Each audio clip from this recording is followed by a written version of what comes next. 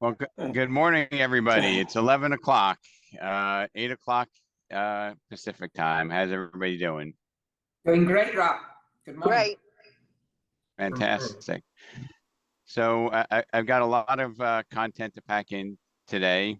Want to talk about, prospecting mindset, and I want to talk about expectations. I want to talk about how to solve some problems for everybody on this call, or how to create bigger opportunities for everybody on this call.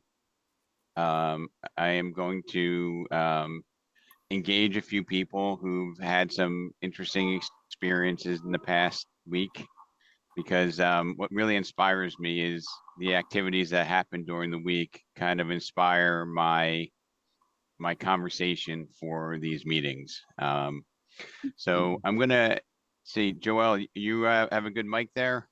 You want to talk a little bit about what's going on in lending while everybody gets on the call? Yeah, absolutely. Good morning, everyone. Happy Friday. Rob, it looks like there's palm trees behind you. Are you in Florida? I know, right? I Um, am. I'm in Florida. Good, nice. Well, I hope everyone had a productive week so far. In mortgage news, obviously, rates are always top of mind for everyone. Top of mind. Yeah, always top of mind. Great news. This week, we hit our best level since February of 2023. That is a year and a half of pain we went through presenting rates in the high sevens and low eights. Current levels, we're at low sixes, and in some cases, we're in the high fives. Yay, a five. Which is actually for us, which is welcome. We're welcoming rates in the five. Don't know if it's a piece of the dryer or washer or something just fell back there, but that's I think you got to mute everybody. Okay. Can you hear me now? Hello? Yes, we can. Great. Yes. Like I was saying, and in some cases, we're in the low fives, which is a welcome relief for all of us. We should actually be shouting this to all our clients, that home affordability is significantly lower than where we were just a year ago. This should help drive more business and more money for all of us. Of course, the Fed, a lot of focus is on next week's Fed meeting. They are expected to cut by a quarter. Do not expect mortgage rates to move with this announcement. The market has already adjusted for it. Now, if the Fed shocks us with a 0.5% decrease, then yes, we potentially could see rates move a little bit lower than where we are. One last thing I want to add, the owner of our company, Sean, which is amazing, he is constantly looking for us to have more tools in our toolbox. He came up with a new program for us to offer discounted rates to fully qualified borrowers. So what I mean by fully qualified: credit, income, assets, everything verified, ready to submit for a TBD, meaning to be determined property. So which is another tool in our toolbox. It's great to have. Any questions? So how much more affordability are you seeing from 2 or 3 months ago? Your typical buyer, if they could afford 400, what do you think that number becomes now? In decrease in payment, I'm seeing 275, in some cases 300. So that's 5 to 10% more buying power or more, right? Yeah. Let me see. So well, she calculates that. What that means to us is that it's a conversation that we need to have. I don't know if anybody from the Gopi team is on, but last night, he had a home buyers event, and one of the home buyers came to me afterwards, and he's like, I'll never forget the coin flip. He's like, when rates drop, I win. If rates go up, I win. He's like, we need to start buying now. And they also realized that that in their circumstance, they had limiting beliefs on what they could accomplish, because the one the spouse, one spouse had just graduated from dental school and is getting a job, and he just got out of the he just got out of the military, and they both didn't know if they had to wait like 6 months after they got their new jobs, which was really interesting to think about how they perceive it. And yeah, I think most lenders will allow it to fund as soon as you get your first pay stub at your new job. Is that correct, Joelle? Yes. Yep. You could actually fund before, but just knowing that you're going to get the pay, knowing that we're going to get the pay stub within 60 days. See, so be careful of what your clients might have in their mind, in their belief. Like some of them thought that they needed to be out of college for a year working before they could get a job, before they can qualify for a mortgage. So conversations are so key in the process. So what do you think that number is? Are we 5%, 8%, 10% more with reduction? You're within the 5%.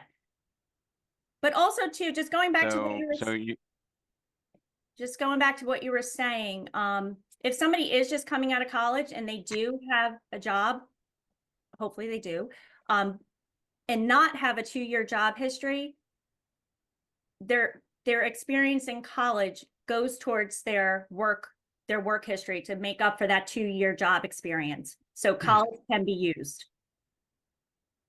Fantastic. So thank you, Joelle. I think we have a lot of conversations that we can have with our sphere, with our anybody that we talk to about buying or selling in the past 6 months. We should be having a conversation with them, okay? And talking about a prospecting mindset. Wherever we are, we should have that as top of mind. You know, I was actually out with our agents down in we were in Sawgrass Mall for our Broward agents and some of the Broward agents, and you know, the bartender had 2 transactions that she gave to one of our agents just by opening my mouth. You know, when I checked into the hotel, you know, the night manager was interested in buying a house, and you know what my referral fee on that is 0. Okay. And I would tell you that when you have a conversation with the people that you encounter in your everyday life, they now know you because you had a conversation. It's not like a squeeze page lead, a Facebook lead, even a Zillow or other lead that you get. These are people that you've actually connected with.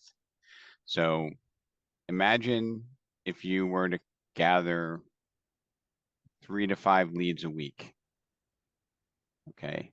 3 to 5 leads a week from just living your life, having that prospecting mindset. And, you know, I'm going to go out there and say, you know, I am not over the top embarrassing about groveling for business. Okay. People like to talk about real estate, right? Especially now, everybody's always got an opinion, right? And if we have a strategy of not being a secret agent, we have a way of engaging that will open people up to a conversation. I think I put in the email that went out, you can get 6 or 12 extra transactions a month. And for some of us individual agents, that might be doubling your business. Okay. And the cost of this is 0. It's all effort based. Okay. I see Pavla on there, and you know, Pavla, if you could unmute yourself and even just share like what it's like when you change the mindset of conversations. When you change the mindset of the conversations, then you get different results. Right. When we went out, you know, early on in our relationship, when probably with the first 6 months of Pavla joining our firm, you know, we went out door knocking. The first person we met was the HOA president telling us there's no soliciting. And after I had my conversation, you know, what did she do for us? She gave us any gossip she knew who is thinking of selling, buying, and including her phone number. So we turned a HOA president into, I believe there are at least 2 leads that I can remember. One where somebody had passed away, unfortunately, and another one where they were behind on their dues and they couldn't afford to be there. And these were both things that were opportunities where we could help somebody, and it was just about mindset. I would say most people would have said, "Oh, I'm sorry," and packed their shit up and left. But we're just like, "Hey, we're not selling. We're not, selling. We just want to see if you know anyone we could help." And she opened up, and I don't know, we got more than 5 names and numbers. How many did we get that day? You remember? No, I don't remember, Rob, but I think it was from her. We got 3, I think, and then we got Right. more later on. Right. And it's actually fun when you know it's going to work. So prospecting is living your life. Prospecting is intentional, going out and talking to people. Many of us on this call will never go door knocking, and it's not your thing, and that's totally okay.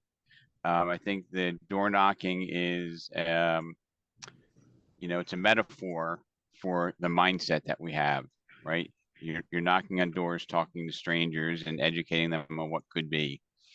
Then there is prospecting to your database.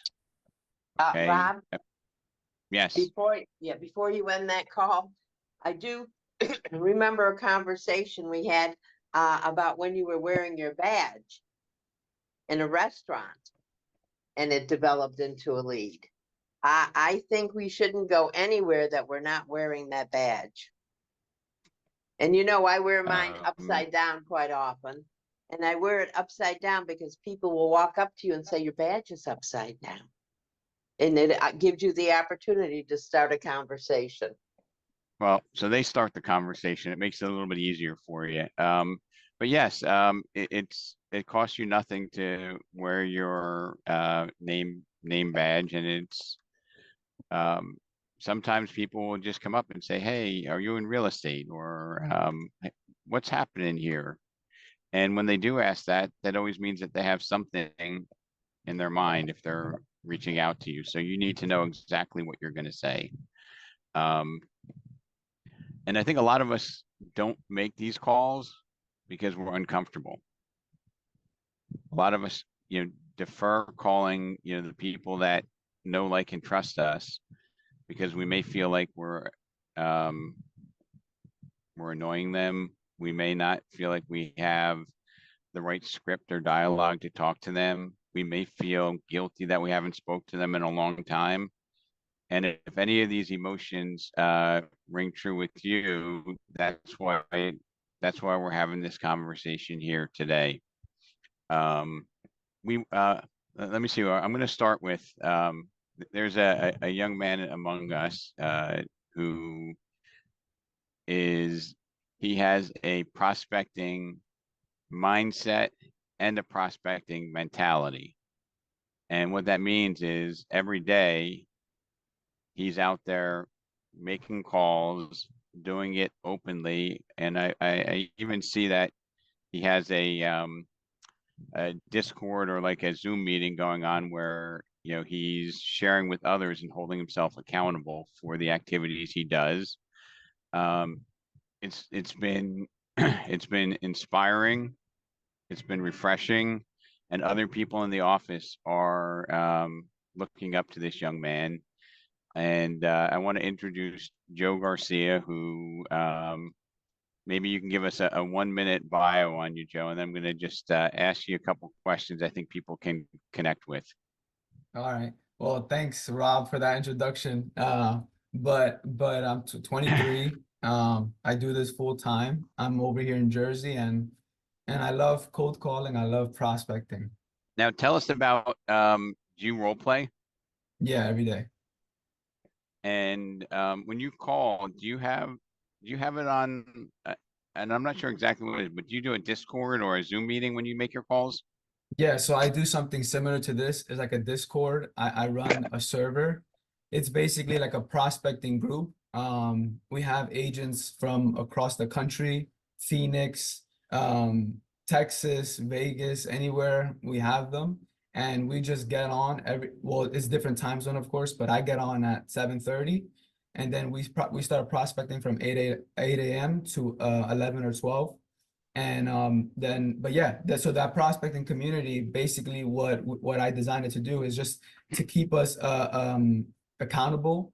And most importantly, that is most important. But second thing is also, so you're not by yourself. Prospecting can be lonely, it can be boring.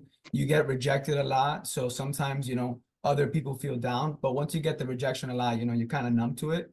But so for newer agents, I invited them in, and they've you know, it's just been a good time and fun time to prospect with them.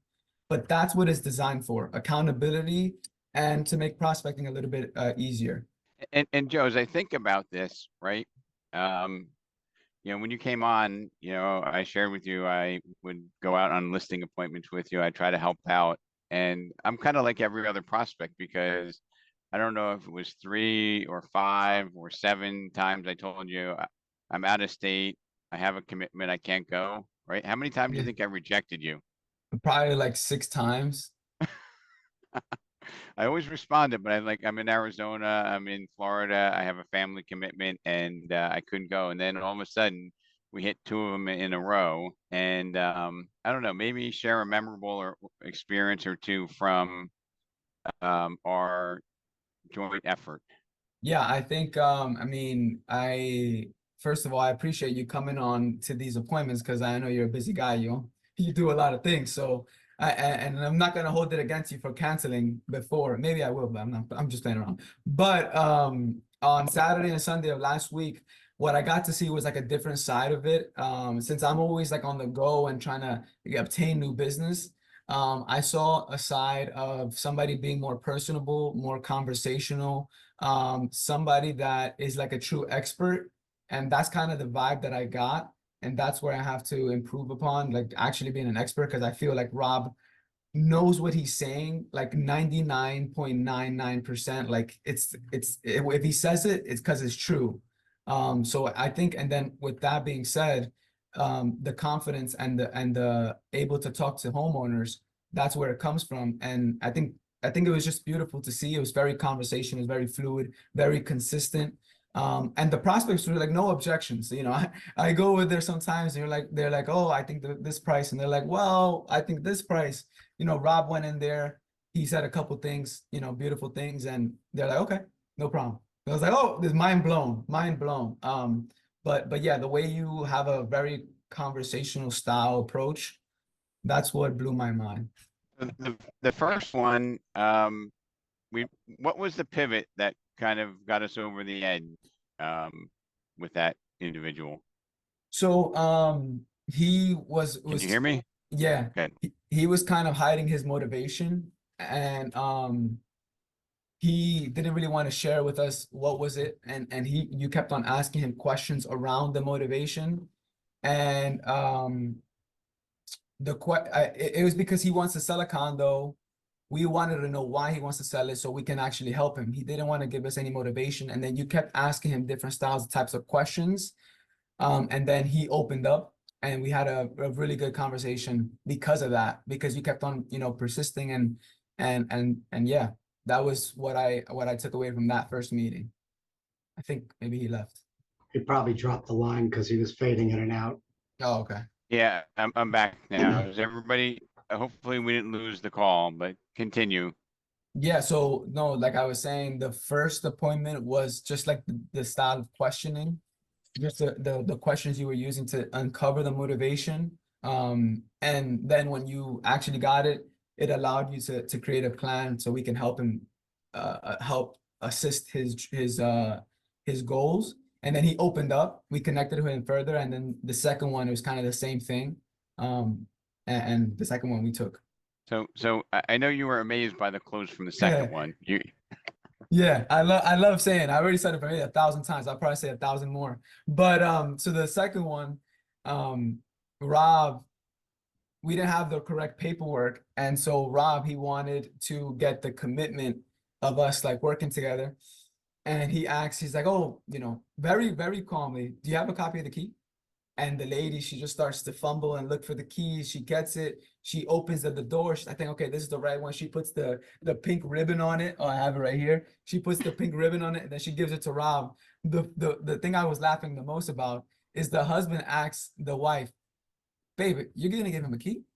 And she's like, "Yeah." And then the husband's like, "Okay, no problem." And then that's how we solidified the deal. I think that was beautiful. That was amazing. Yep, it was just, you know, we connected and we had the right strategy for asking for the business, right? Yeah, 100%. I think that this is going towards the prospecting mindset.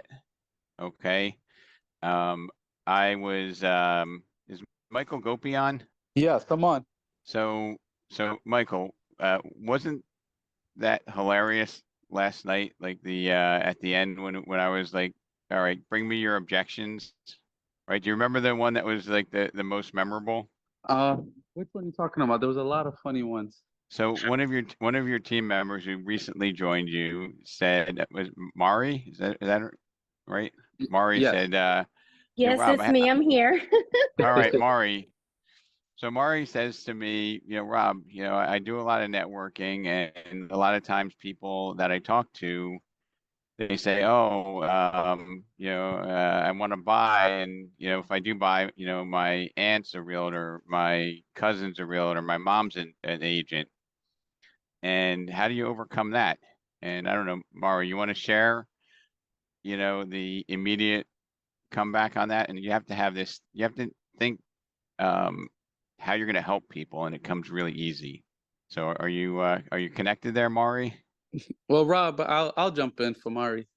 I thought it was pretty funny your response, because if your aunt or mom is a realtor, why didn't they find you a house? And you've been renting for like 15 years. So I thought that was pretty funny.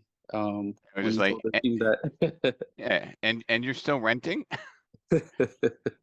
right? I mean, it makes it self-evident that obviously that's not the solution that's going to work, you know.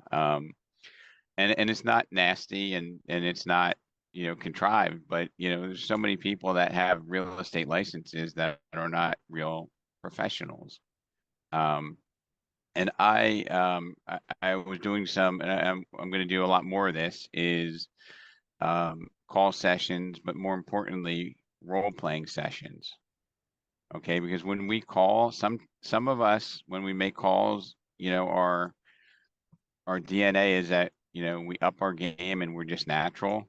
And a lot of us, we have anxiety about making calls, and maybe we're not as good as we really are when we're on the phone with a complete stranger, because we fear that, you know, they may not want to talk to us, that they may have opinions about what we're saying. But if we can really find the way to communicate, then prospecting becomes easy, right?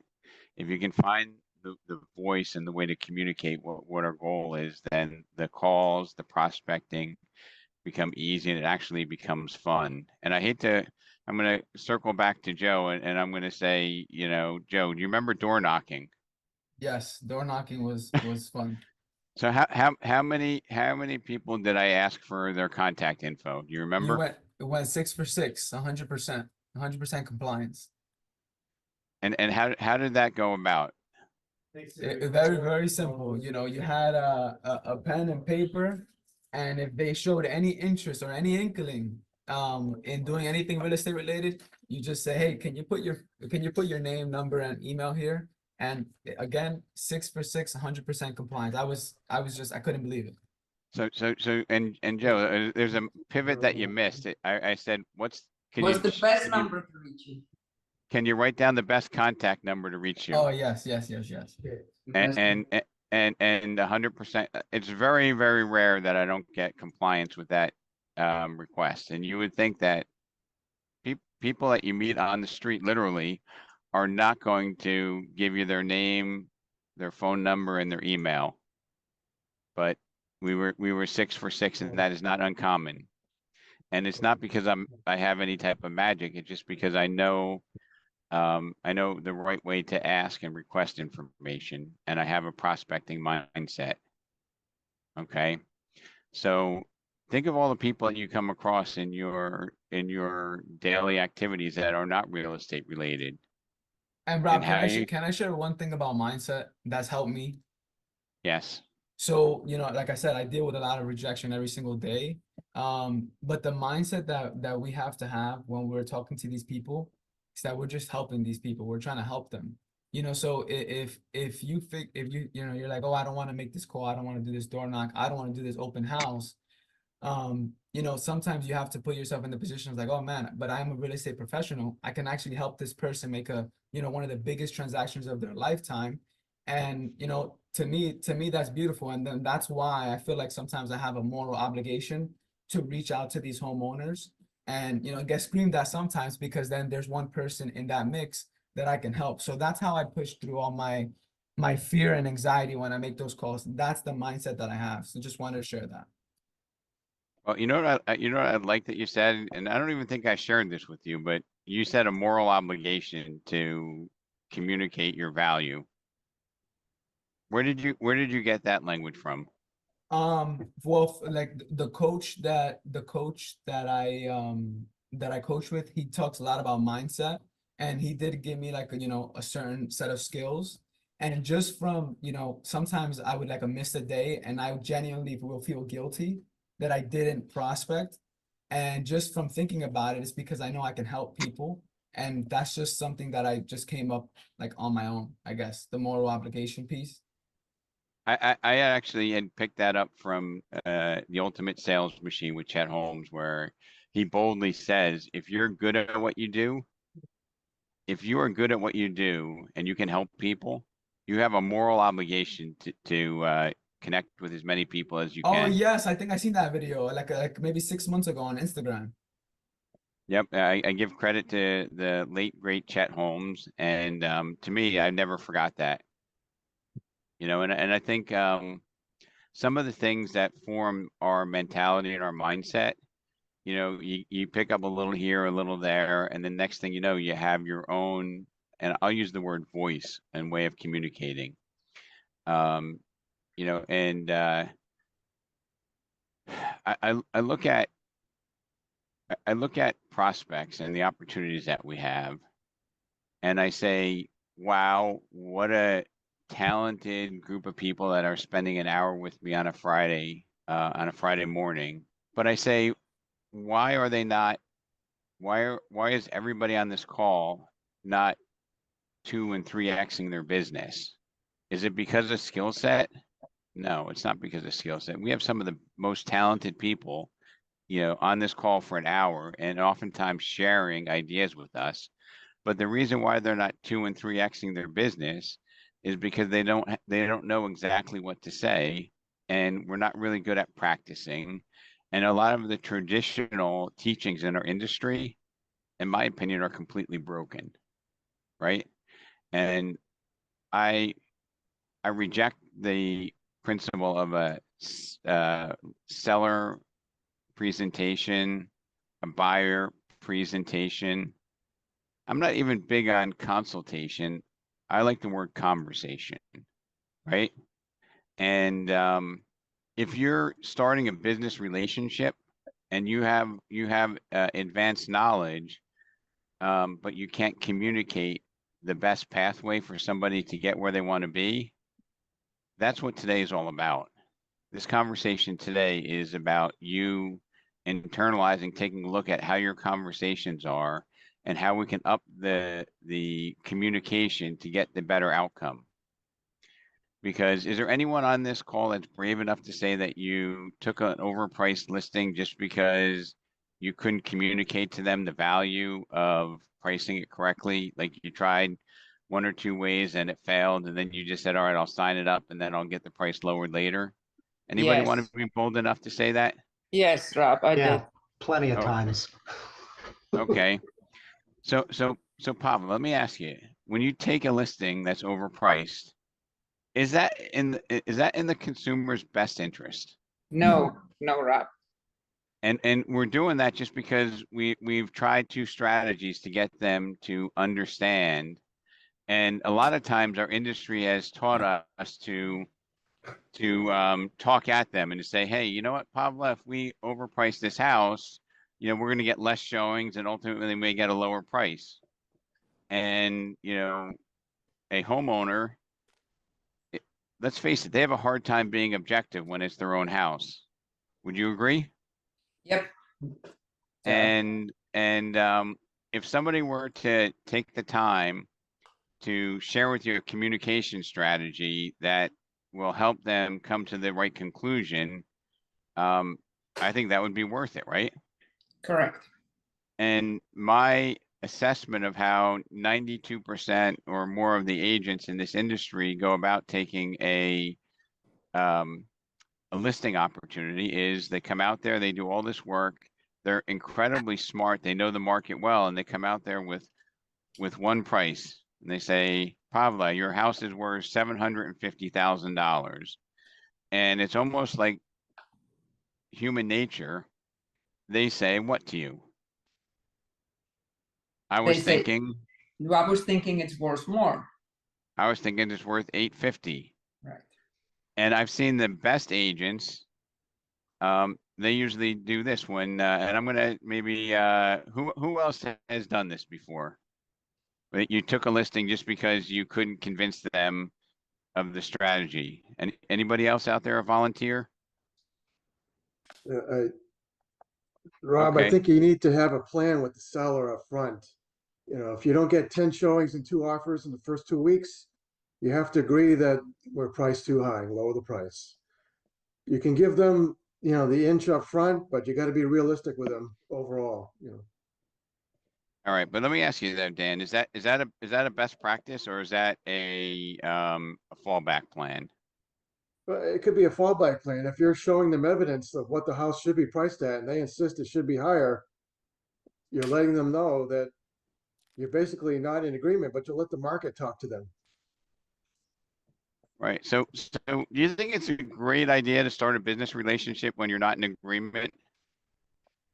It's a tough business. I mean, sometimes that's what it takes. I mean, All right. And this is not planned. We didn't talk about this in advance, but this is magical, okay? Because this is how the industry's gone as long as I've seen it. You there, you know the market. You say, here's what your house is worth. Sellers are emotional. They think it's worth more. And to be honest with you, they think that the asking price has a tremendous influence on what they're going to get. And that's a myth. Do you agree that,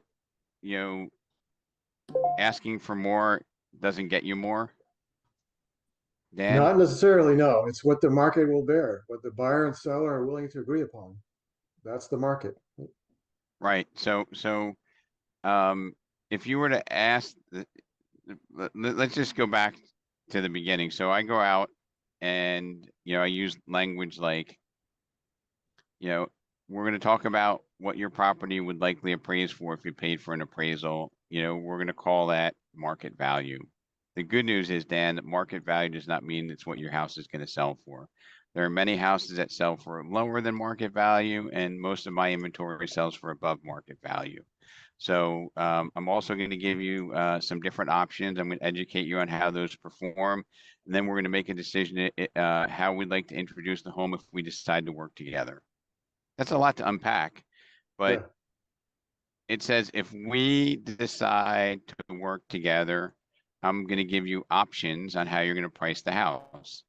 So I'm going to educate you on how inventory performs. Okay, and I'm going to share with you, hey, Dan, your house is worth your house's market value as determined by a traditional appraisal would be $750.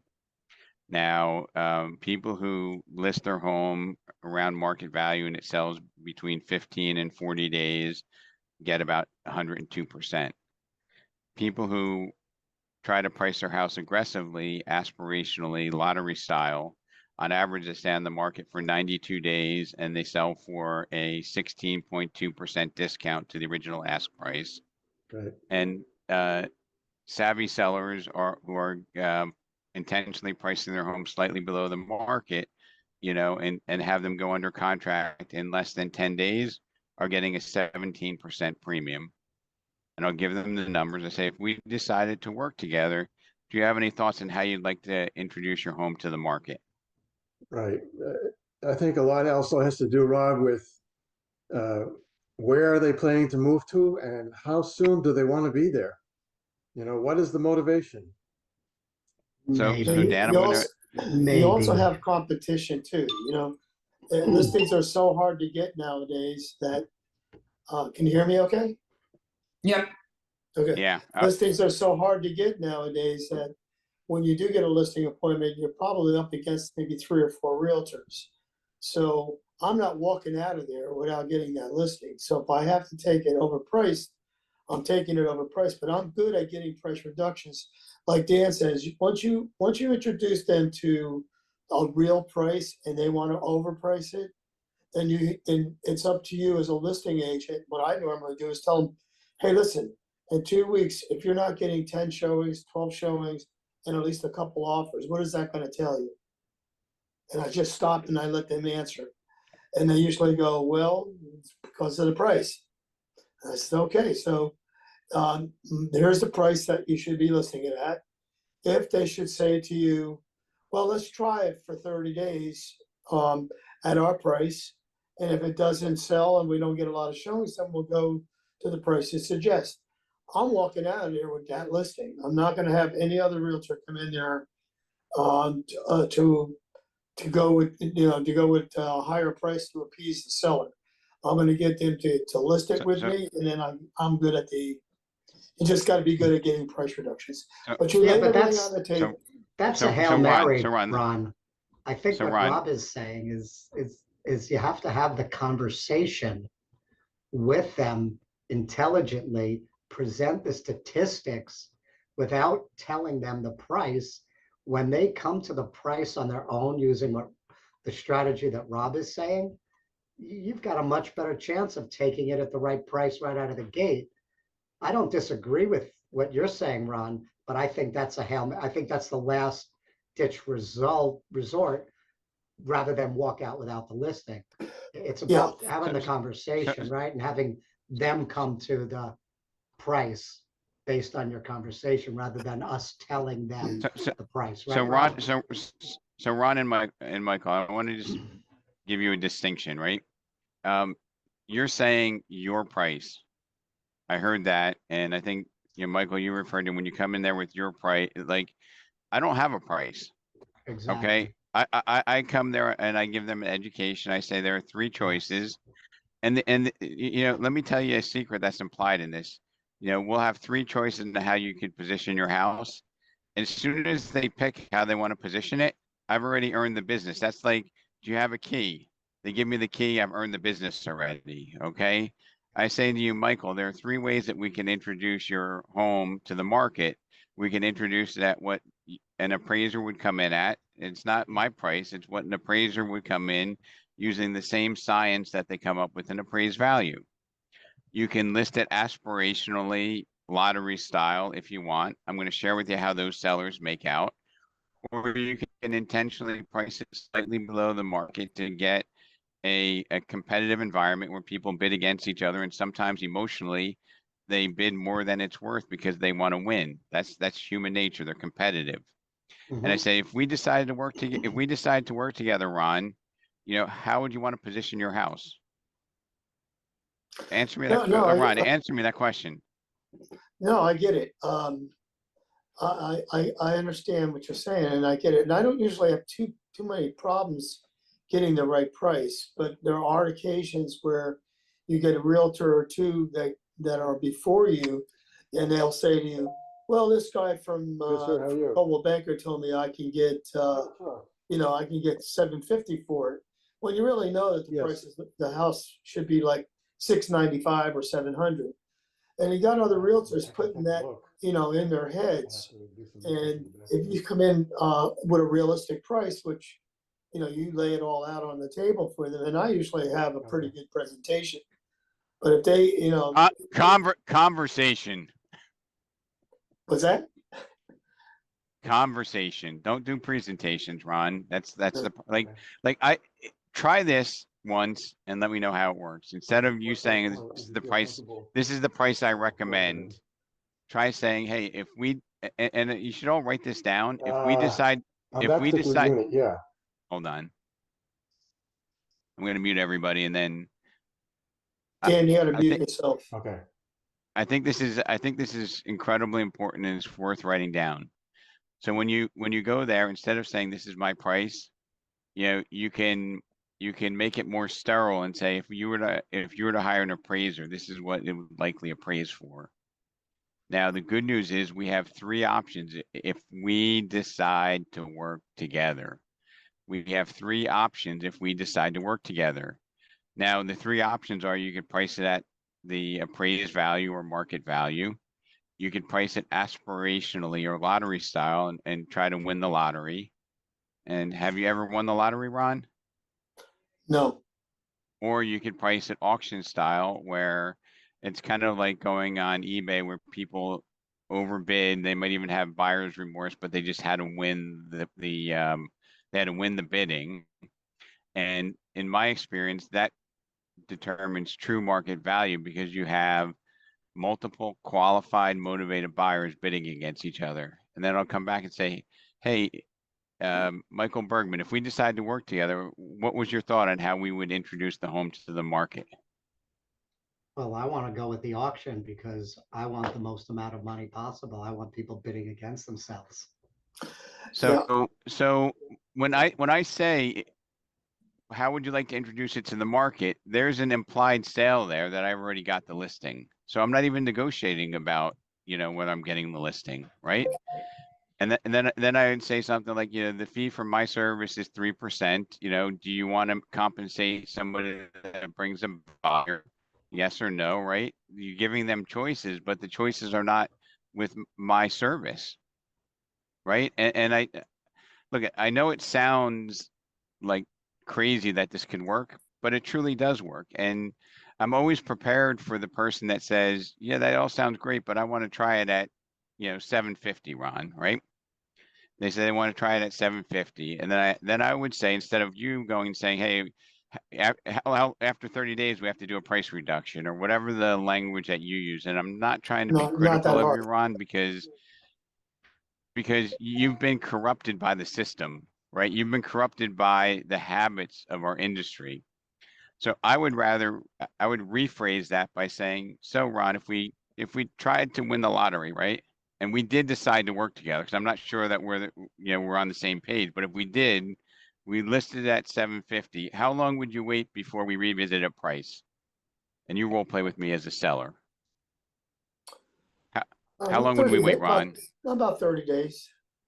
Okay, and then after 30 days, you know, where would we reposition the price?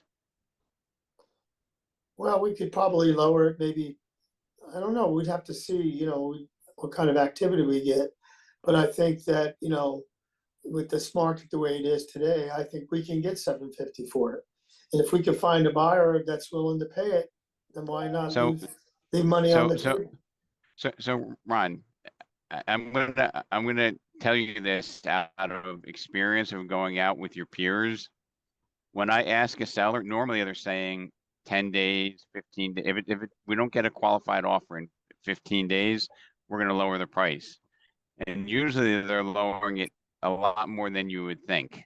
And I'm telling you that straight up because if you practice this and if you want to even bring me out there, you'll be like Joe and be like, I can't believe it works like that. So most of the sellers will say, well, if it doesn't sell, we'll go to that 700, the market value, right? And I'm like, okay, so we're on the market for 15 days. We've lowered the price by 50,000. Ron, tell me what you expect the first offer to look like.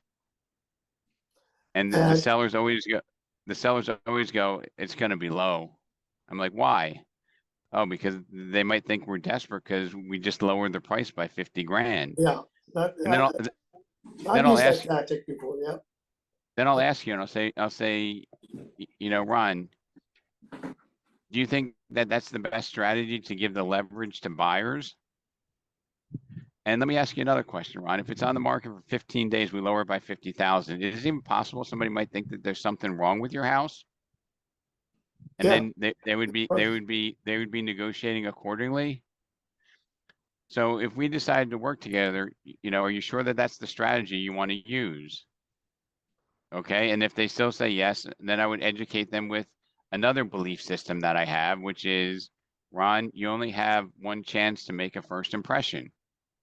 Okay, when that listing comes out, people are going to look at the way it's positioned, the price, and the value of the property. They're going to make a decision if they're interested. And when we do price reductions, it might not even appear on their radar, so we might miss the best buyer. Okay, you get one chance at a first impression in this industry. Okay, it's like if I'll use an analogy from one of the agents I came across in the Broadway example. You put on a Broadway show, right? You do all the preparation. The New York Times comes out and they watch the show. If you have a bad first day, they're going to write a scathing review, and all that money you put into the production is going to go down the drain. And if I called up the New York Times and said, hey, you know what, we had a bad day, can you come out and write a new review and forget about the first one? What do you think they're going to say? No, we already saw it. We can't unsee it. So being salespeople, we're alpha dogs.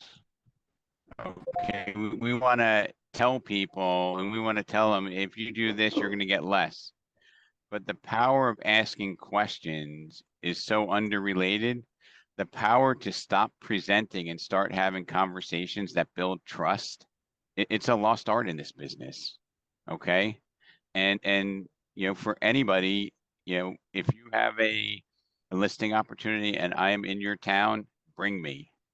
Okay, because I love to test what we practice, what we talk about, and it makes me a better leader. It gives me more skills, but it rarely changes my opinion. Okay, because it's so automatic how it works when you ask the right questions and you stop thinking like you're presenting and you start thinking like you're talking. And again, if you haven't written this down, write it down. If we decide to work together, what pricing strategy did you have in mind? And as soon as they answer that question, the next thing is sign the listing, sign here, right? Because if they say, I want to go market strat, I want to price it at where the market is, or maybe 5,000 below market. Do you think we'll get activity? I think that's a reasonable choice, Gary. Let's go with it, right? Instead of saying, Ron, we'll take it at 750, but if we don't get any offers in 30 days, we're going to cut the price. You are making it harder to capture that listing because you've been taught traditionally. And you're not doing your client, in my opinion, the best to get them the highest price in the shortest period of time with the least amount of stress. And you're just taking your perceived certain easy way out, and you're going to rely upon your knowledge to get them to position it correctly after the market has spoken to them. But at that point, they've already lost the initial opportunity to maximize price. And if you've had clients that have gotten a great offer early on in the listing and they reject it, how hard is it to repeat that offer they got in the first 3 or 4 days down the road, right? I mean, I could write books about the time that, somebody listed at 700, they got an offer for 740. They said, nah, I'm going to reject it. And next thing you know, they have it on the market at 650 and they're getting no offers. Is that possible? Is that Yes. possible? Yes. It's more likely. Does that happen? all the Gary, time. does that happen in Arizona? Yes, it does. Robert Garber, does that happen in Morris County? Absolutely. Michael Gopi, does that happen in Florida? That's happened in Florida. Yes, It all does. the time. It happens. All the time It happens. It happens everywhere. So if you just take one thing from today's mastermind, it's if we decide to work together, what strategy would you like to use to introduce your home to the market? Okay. And you have to get comfortable educating them. And I have I'll put it on the attachment to today's mastermind. Please. I Yes. have a YouTube video which teaches you how to identify and segment these properties, okay? And a shortcut is you look at the homes that sell in less than 10, 15, and 7 days, and you see which ones have, you know, which ones are getting crazy offers. And then you can define that as auction style, right? And say properties that sell in under 9 days or under 10 days are selling for a 14% premium in Davie, Florida, or in Pompano Beach, whatever it is. Homes that sit on the market for over 75 days are selling for a 17% discount to the original ask price. If we decide to work together, how would you like to position your house? Like, there is no option like I need to talk to my wife before we make a decision. They're answering and saying, well, let's go with the auction style, right? And it's the same thing that Joe mentioned is when they give me the key, right? That's a metaphor for closing the transaction. And I don't know if you remember, Joe, because we didn't have the right paperwork. I'm like, are you okay with electronic signatures? You remember that? Yep. There are all these ways that we can close. And sometimes our traditional, you know, the things that worked in 1970 that the people that were in the business in 1990 and 2010, they were taught by somebody who taught them that old playbook. And that playbook, in my opinion, is severely broken. You know, our mission is, hey, if we can sell your house for the highest price, the shortest period of time with the least amount of stress, you know, that's our goal. You know, and if you have somebody who's giving you a hard time, you know, and this is rarely happens, Joe, we didn't have that on R2. I don't think I've had it for 6 months, but hey, you know, what's most important to you? Selling it for the absolute highest price, the shortest period of time, the least amount of stress, right?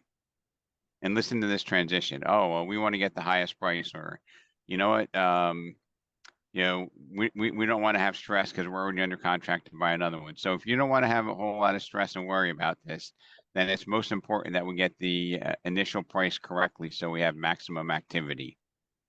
Hey, if you want the highest price, then it's most important that you have this position correctly when we introduce it to the market so that you get the highest price, right? If you want to sell it in the shortest period of time, well, it's most important that we get it priced right so that we have multiple bids and we can sell it in the shortest period of time. All right. So I wanted to add something, Rob, if you don't mind. You know, the benefit of involving Rob in the conversation too, whether it's door knocking or whether it's sitting across the table or next to the seller at their dining room table, is he has the ability to do this with no fear. He just says what is right that they need to hear. And I know that a lot of agents might not be comfortable with saying some of the things that he says right up front, but it's a learning process, you know, and that's a true takeaway from him. When you see that he'll say what needs to be said without cringing and without hesitating, and he'll get the response that you need. And so I would encourage you uh, to involve him, and it's really wonderful that he's so willing to be involved. Well, thank you for those kind words. But in reality, I honestly, I love what I do, and I hope it's visible to everybody. And you know, helping people, whether it's a consumer or if it's somebody with 3 years in the business like Joe, or 43 years in the business, that's a passion of mine, you know, and I really truly believe that I can redefine a lot of the way that the business is done. And I believe that, you know, the same client with a different conversation has a completely different experience. Number one, it's more likely that that experience is going to be with us. And number two, once we engage that experience, the expectations are clearer, right? Because numbers don't lie. We are, you know, I'm looking at the experience level on this call, like, you know, in all the markets that you're in, somebody would be fortunate to be working with you. A lot of times when they're not working with you, it's because you didn't pick up the phone and make the call. It's because you went on the appointment and you didn't have the right strategy, right? Because somebody's going to say, oh, well, so-and-so company will take my listing for 1.5%. Will you do that? Right? And if you don't know how you're going to answer that question, okay, you really shouldn't be on that appointment until you figure out how you're going to answer that question. Right? Because if somebody Right. says, hey, go ahead, Colleen. I think the other thing too, two things. First, I remember a time that you went on a listing appointment and the people did not agree with the price. I think it was like 2 million or over that. And you Mhm. you and the agent walked away because you said you couldn't do a disservice to them by overpricing the property, because it's important to you that you do your job to the best of your ability, and you don't want to have them have a poor relationship moving forward. And I do remember 2 days later they called you and listed the property at It was what you had suggested. Go ahead. it was 8 days later. It was eight Okay. days later, and that was Amy Roan quit, and they called up and they said, you know what, we want to list with you. And Colleen, that's like your true north. If you know what you're doing and you're like, hey, I might not be the right agent for you if you want to overprice your house by 600,000, because you're going to lose money. And you have to have the conviction to do that. And it's rare, but that happens. And Amy Roan quit, big shout out. She wound up getting that listing, and it was a call in. The guy called her back and said, I want to work with you. So that's how you have to have the mindset for this business, is you have to have certainty. If we're not controlling the conversation, and we do this all the time, we have to scratch our head and say, why are we surrendering control and letting a randomness happen to our experience? Okay. There's a process that will get us the right outcome without being manipulative. It's not deceitful, right? Anything I do, like this video will be posted for the whole world to look at. I am not embarrassed for a homeowner to take a look at it, because there is no gimmick, okay? We're just giving them the best advice, and the only way that we get them to take the right action is by having the right communication strategy, okay? Is it We have to be Caleb? we I have to mean, be like, strong in our convictions. We have to believe what we say, and we have to do what's going to be the best service. I mean, I'm in this for years, you know that. And I've had hundreds and hundreds of excellent agents work with me. And the one right, thing but I've always seen is that when you acquiesce and do the wrong thing and take an overpriced listing, it's nothing but aggravation.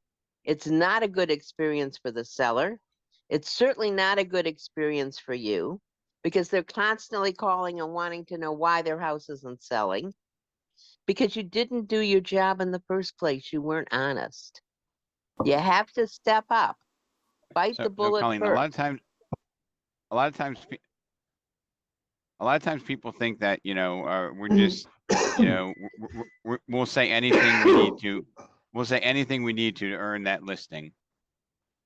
And I think if your mindset, and you don't even need to speak it, if they feel it, right? Does anybody believe that people can feel your thoughts by the way you act and converse? I see a lot of people shaking their heads. So my belief system is, if I'm going to your house to talk to you about, listing, that my goal is not to list your house. My goal is to list your neighbor's house, your brother's house, to sell your mom a new place because I did such a great job. That's my mindset.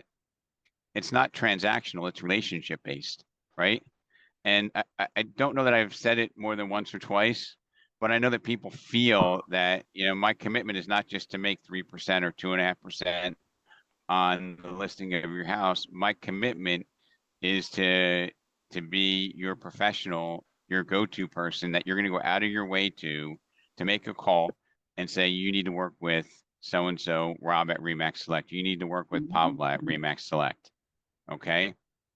That's my vision. That's my passion. I hope I make a small impact on the way you have conversations. I hope you disassociate with an appointment being a presentation, a buyer presentation, a seller presentation, and you embrace the term conversation, because words matter. The way that you categorize it in your own words influences the way you behave. Okay?